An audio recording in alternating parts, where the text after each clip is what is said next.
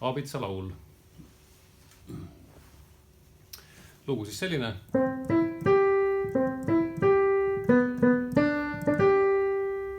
Ja nii edasi.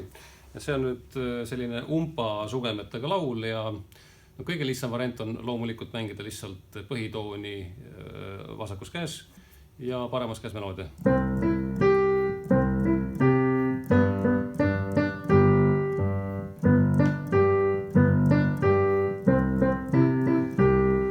Näiteks mängid, võib-olla ühe noodi peal tampida on nagu igaveks, võib ka mängida oktavis. Aga see on natukene primitiivne saate võtta nagunii.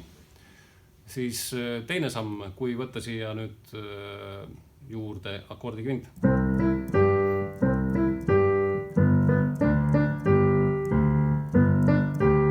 Juba läheb natukene paremaks.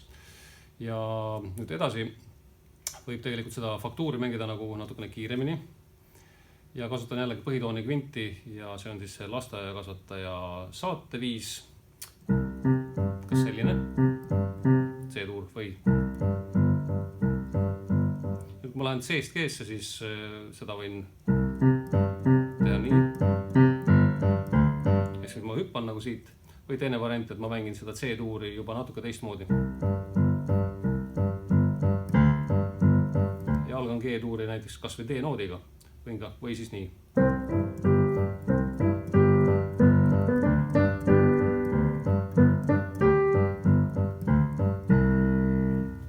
Ja mängin nüüd sellise versiooniga seda lugu.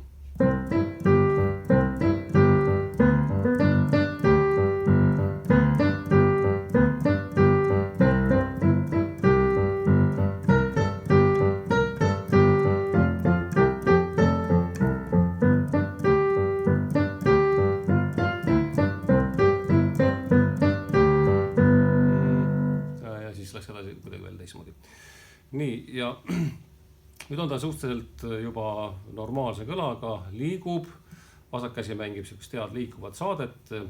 Selle saate kohta lihtsalt kommentaar, et see on sama asi nagu tegelikult see.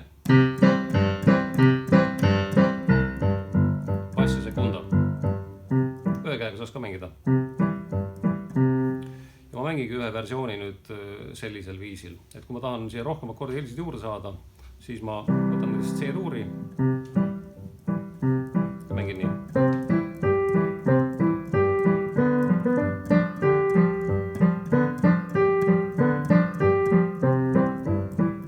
Kogu lugu jääb ka mängima. Ehk siis mõlemad akordid on hästi käe all. Kuskil ei pea hüppama. Kui F-i tuleb, F-i võiks mängida. Siit ta on samamoodi lihtne, aga siin ta võib meil hakata meloodiat segama, nii et selle F-i puhul võib isegi lahendada nüüd selle vähegi keerukava variandiga. See hüpe tuleb teha nagu ühes kohas. Siit hüppan nagu üle oktavi siia ja siis.